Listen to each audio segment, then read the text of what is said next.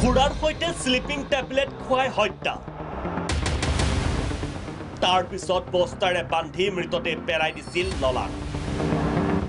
16 ফেব্ৰুৱাৰীত মালিগাঁও আজিমগিৰিত নলাৰ কাষত উদ্ধাৰ হৈছিল এটি মৃতদেহ 4 মাহ অন্তত অৱশেষত সফল হ'ল আৰক্ষী মৃতদেহটো আছিল বজালিৰ প্ৰদীপ মণ্ডলৰ গাঁৱৰ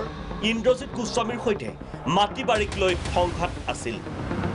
এই তথ্যৰ ভিত্তিতে আৰক্ষীয়ে ইন্দ্ৰজিৎ গোস্বামী আৰু তেওঁৰ পত্নী হিমাশ্ৰী দাসক গ্ৰেপ্তাৰ কৰিছে আৰক্ষীৰ জেৰাত ধৃত দম্পতি প্ৰদীপ মণ্ডলক গুৱাহাটীত মাতি আনি হত্যা কৰাৰ কথা স্বীকাৰ কৰিছে খুৰাৰ সৈতে অত্যাধিক স্লিপিং টেবলেট খুৱাই নৃশংসভাৱে হত্যা কৰাৰ কথা স্বীকাৰ কৰিছে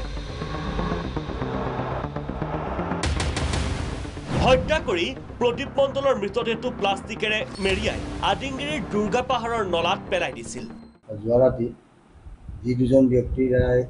হত্যা কৰা হৈছিলে তেওঁলোকক আমি কৰায়ত্ব কৰিব পাৰিলোঁ তেওঁলোক হাজবেণ্ড এণ্ড ৱাইফ তেওঁলোকক মাটি বাৰী লৈ কিবা এটা কাজিয়া হৈছিলে পইচা লৈছিলে মাটি দিম বুলি পইচা লৈ মাটি নিদিলে তেওঁলোকে বুদ্ধি কৰি মাটি আনি তেওঁ যিটো ভাড়াঘৰত আছিলে ভাড়াঘৰতে নিচাযুক্ত দৰৱ ড্ৰিংকছৰ লগত মিলাই দি তেওঁক বেহোচ কৰিলে তাৰপিছত তেওঁলোকৰ মাথাত হত্যা কৰি দিনটো তেনেকৈ লুকুৱাই ৰাখিছিল